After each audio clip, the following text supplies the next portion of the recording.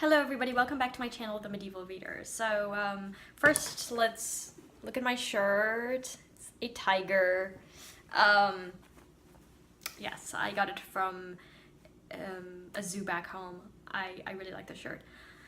But today I really want to talk about history and my experience reading old texts, particularly epics written in the Middle Ages in vernacular French, so Old and Middle French.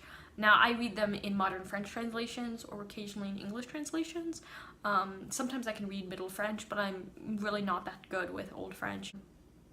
And I was thinking about how many hundreds, even thousands of vernacular French literature exists from the Middle Ages, but people generally aren't aware of them. They're not accessible, so they're not, you can't get them from a local library, you can't get them from a bookstore. There are limited copies, they're not mass produced, they're generally out of print, and they're only produced for scholars.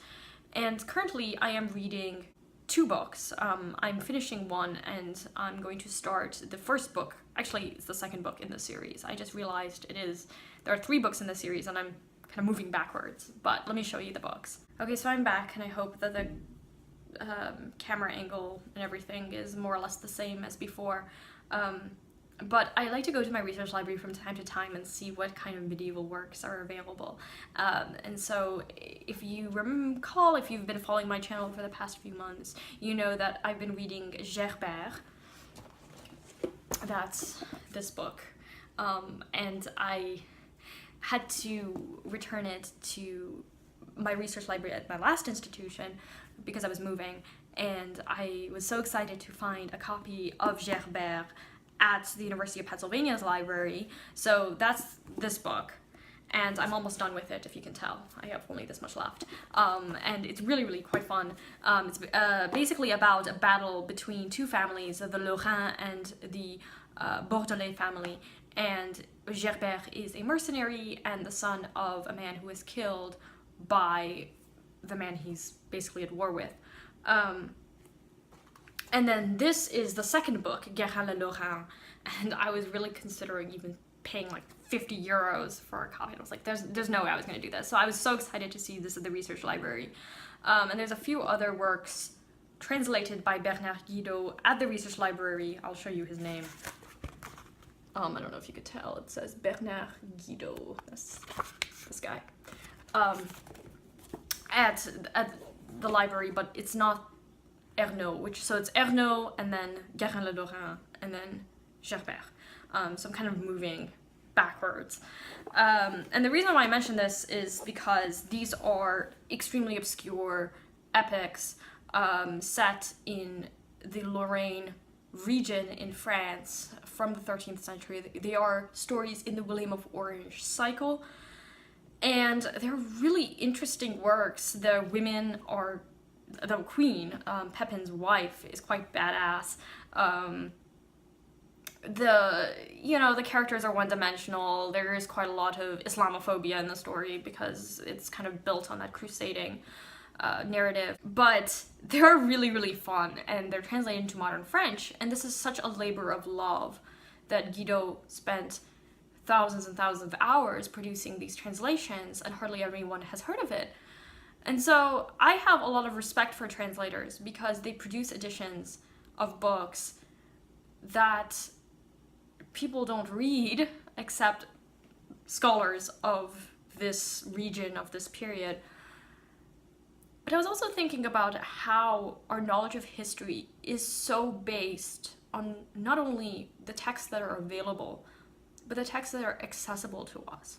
So you can have thousands of saints' lives and epics in medieval French, in medieval English, but if people don't know they exist, or if they're not in a language that people can read, and by people I mean more than just like a couple scholars, then it's like these texts never existed. And so that really shapes the way that we understand history.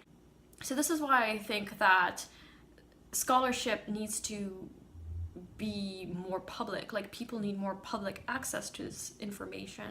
I really do support open access, and even public historians who try to, who are professors who do peer-reviewed work, but at the same time write biographies for the general public. So I'll give you an example of this. There is Johannes wrote a biography of Charlemagne recently, and he wrote a but a study on the Middle Ages. It's called The Middle Ages. I will put the information down below. And he is now retired. He is emeritus professor of medieval history at the University of Frankfurt, so he's German. And I've been reading his biography of Charlemagne, which is quite good, and it's very readable. And it's sort of somewhere between popular nonfiction, which tends to be more journalistic, less serious, kind of a really disappointing when it comes to medieval history in particular, and then peer-reviewed scholarly work that is way too expensive. People, just the general public, doesn't have access to it. So I really, really like that these professors who retire and then they write these books kind of summarizing the research of the past 50 years, century, whatever, telling us what they know about a particular topic. And I think that there just needs to be more of that. And I really want to promote more of that on here. And I also want to introduce you to these really obscure texts that I read, kind of give you a summary and some of my thoughts about them, because there's just so much history in any particular topic that is only available to a small number of people who are, specialists, and then other people just aren't aware of it, and that really shapes the way that you view the history. I don't know if any of you have had this experience, if you are studying in the humanities, particularly at the graduate level, but maybe even in the undergraduate level, if you've been doing research and noticing that there's just so much that depends on access to material and access to texts. I really do want this kind of stuff to be more known and more mainstream. So yeah, I just thought I'd stop in the midst of all the reading that I'm doing and talk about my experience studying history and reading old literature. I hope you guys all have a great day. Bye now.